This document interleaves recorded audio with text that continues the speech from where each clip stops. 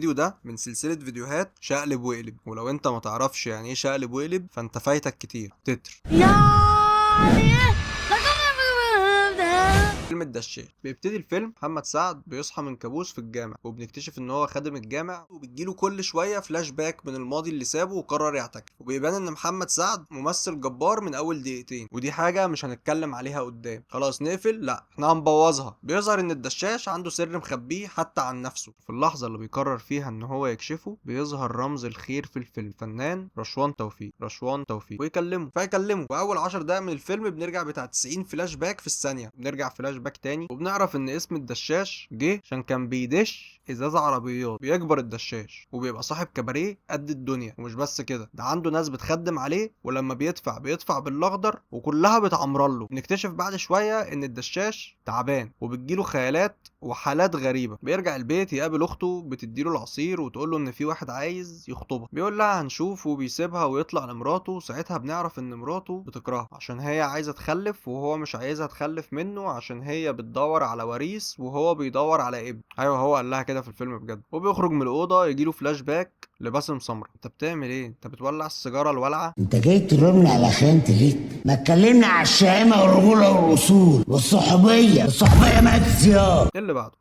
بيروح الكباريه، وكباريه يعني رقصات واغاني هابطه معروفه. باسم سمره بيليق جدا في النوع ده من الادوار، وبيعرف ينوع فيها، بيعلي جامد. بيروح الدشاش وهو نازل من الفيلا بتاعته يقابل زينه هي البنت اللي جايه من الارياف عشان تكمل تعليمها في الجامعه المفتوحه. اللي بعده بيكون في واحد جاي يتقدم لاخت القشاش. يخش الراجل هو واهله يقعد. المفروض ان ده المشهد الكوميدي الوحيد في الفيلم، وهو مش كوميدي ولا اي حاجه. بيقوم الدشاش يطردهم ويقول لهم ان انتوا علم نصابه، ويزعق لهم فيتعصب ويغمى عليه. هو اسمه ايه يعني؟ هو النيك نيم بتاعه الدشاش. هو بقى اسمه ايه؟ بيروح المستشفى يدخل في غيبوبه، ولما بيفوق بيقابله الدكتور وبيقول له ان عنده ورم كبير في المخ، ودخل غيبوبه بقاله 4 ايام. 4 ايام وان فاضل له ايام معدوده ويموت. فالدشاش بيقول له مش عايز اعرف قد ايه، والدكتور بيكتب له الرقم في ورقه وبيديها له عشان يعني لو حب يعرف في اي وقت يطلعها ويشوف. بيخرج الدشاش من المستشفى، كل اللي يعرفوه قاعدين بيندهوله ولابسين نفس اللبس اللي كانوا موجودين بيه من 4 ايام. متعرفش بقى هم صاحيين من يومها ولا مقيمين في المستشفى ولا ايه، هم ما قالوش، بس هم بيبقوا لابسين نفس اللبس. وهو بيخرج ما بياخدش باله، يعني هو مغير وهم لا. وبيخرج متأثر، ما بيردش على حد، ويروح يعتكف في الجامع، وبيقعد على باب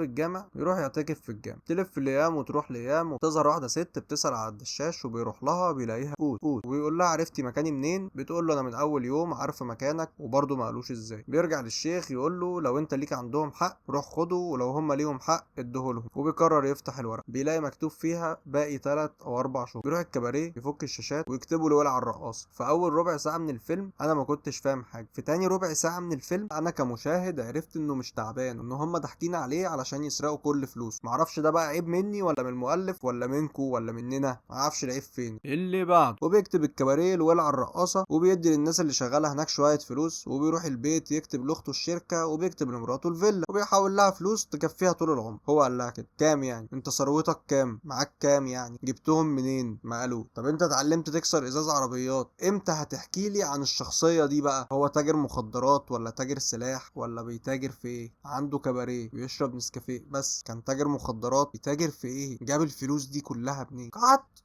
اوفر. وبيسيبها ويمشي. بيخرج يلاقي زينه واقفه بتعيط، بتقول له انها كانت تدعي له، وبتقول له انها جابت له هديه سلسله فيها مصحف، وبتلبسها له، وبياخدها معاه يوصلها الطرق. وبعد 3 شهور محمد سعد بيبقى بياكل القطط، وبيكلم الشيخ وهدان، وبيغمى عليه عشان ياخدوه ويودوه للدكتور يقول له انت ما عندكش حاجه، انت كويس. ايه المفاجاه دي؟ فبيقول له ازاي؟ الورقه اللي مكتوب فيها 3 شهور بيقول له انت قاعد معانا بقالك اكتر من 4 شهور. ايه المفاجاه دي؟ بيرجع للدكتور اللي كتب له الورقه ويقول له الاشعه مظبوطه والورقه مختفى. ايه المفاجاه دي؟ يرجع الدشاش البيت يلاقي صاحبه ومراته نازلين من على السلم كده، وبيكتشف ان هم متجوزين. ايه المفاجاه دي؟ يروح الشركه يلاقي اخته اتجوزت الواد اللي كان عامل فيها ما بيشوفش، وبيقول الدشاش ان الشركه بقت بتاعته واخته الصغيره كتبتها له، ويطردوه. اتجوزها ازاي؟ وانتوا ليه بتقولوا لنا القصص ناقصه؟ بيسيبهم ويروح الكباريه. بيلاقي الكباريه شغال عادي، وولعه هي اللي مدوراه. ايه المفاجاه دي؟ فيروح عشان يخش، الامن يقولوا له استنى هنكلم الست هانم. يكلموا الست هانم تقول لهم انا ما اعرفش حد بالاسم، فما بيلاقيش مكان يروحوا، فبيروح مدافن عائله الدشاش. ايه ده؟ هي العيله كلها اسمها الدشاش؟ العيله كلها كلها كانت بتدش ازاز عربيات، العيله كلها كانت حراميه. بيقعد يفكر شويه كده وهو قاعد في المدافن، بيقرر ينتقم منهم كلهم، هيرجعوا تاني. وبيبتدي الجزء التاني من الفيلم. الصقر، لا مش الصقر، بيروح لاول اتنين اداهم فلوس يضرب عليهم نار، وجاب المسدس بيقولوا له عندنا صفقه مخدرات وعايزين نصرفها، فبيقول لهم هاخدها اصرفها لهم. هي مالها تجار المخدرات في السينما بقت خيرعه كده ليه؟ استنوا الفيديو الجاي هقول لكم يعني ايه تجار المخدرات في السينما المصريه. انزل هتلاقيه في الاي اللي على اليمين دي او على الشمال متاكد. ياخدها يوديها للراجل الكبير. بيروح للراجل الكبير اللي ظهر في اول الفيلم وما قالوش اسمه ولا حتى قالوا كبير في ايه. بيتفق معاه ويقول له انا هحول لك نسبتها. بيقول له لما البضاعه بيقول له البضاعه جت خلاص. 5G ولا انا بس نفسي امسك طرف خيط امشي وراه، مش عارف الم خيط واحد، ولا قلت لي مين ده ولا قلت لي مين دول. قعد المشهد اللي بعده يروحوا لباسم سمره يقولوا له احنا ادينا البضاعه للدشاش، فيقول لهم خلصوا عليه. بيظهر الدشاش راكب عربيه بعد ما كان راكب محول له نسبته بقى، اشترى عربيه. جاب العربيه وهو سايق العربيه في عربيه تانية بتجري وراه، فبيهرب منهم وبعد كده يقف. طب انت هربت وينزل لهم. طبيعي بعد الزعيق بتاع باسم سمره هينزل من العربيه يطلع المسدس يضربه على طول ويركب عربيته ويمشي، بس ده ما بيحصل. ليه؟ المخرج عايز كده. ارفع ايدك، فبيرفع ايده بيضرب الطبنجه اللي ماسكها الراجل الشرير، والتاني يرد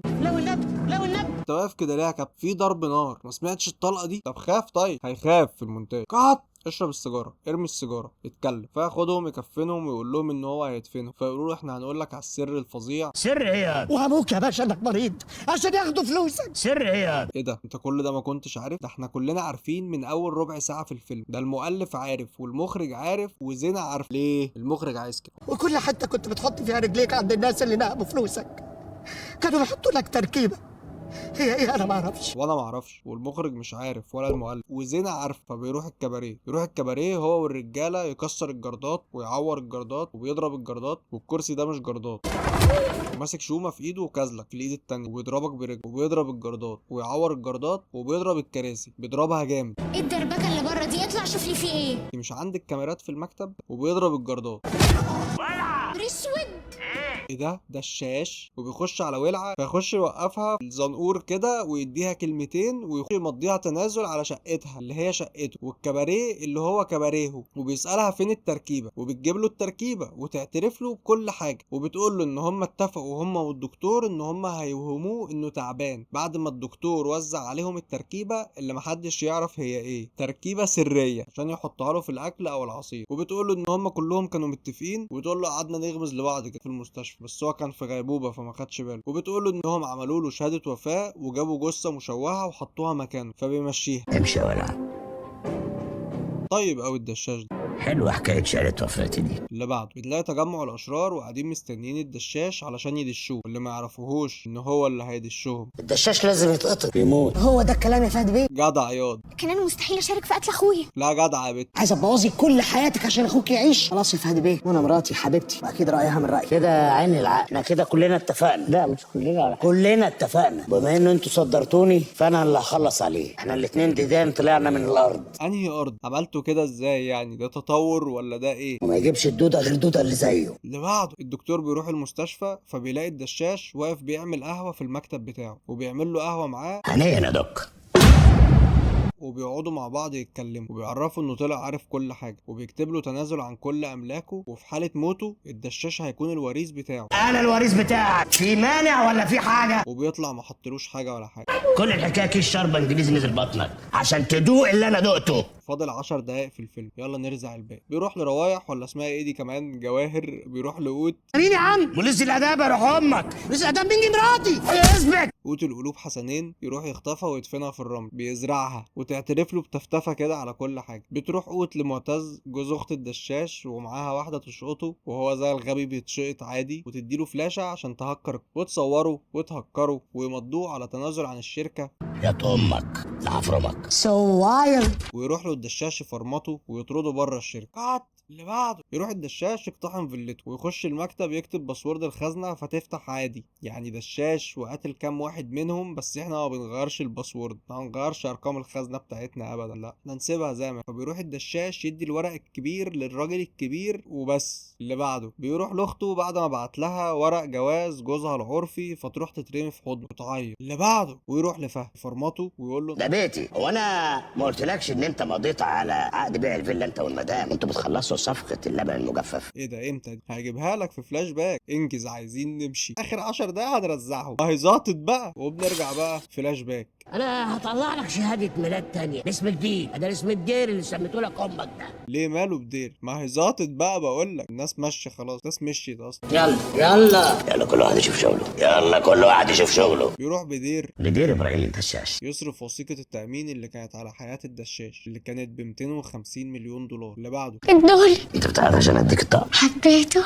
قابل معفن قوي، معفن قوي كده. يبقى الدشاش رجع ورجع الكباريه والمخدرات وصرف وثيقة التأمين، فبيرجع للشيخ، فالشيخ يقول له لسه في حاجات عايزة تتغير، فيبوس ايده ويقوم يمشي. بس تقييم الفيلم الدشاش فيلم ما يتشافش غير في حالة واحدة بس، انك تبقى عايز تضيع ساعتين من عمرك جوه بلاعة.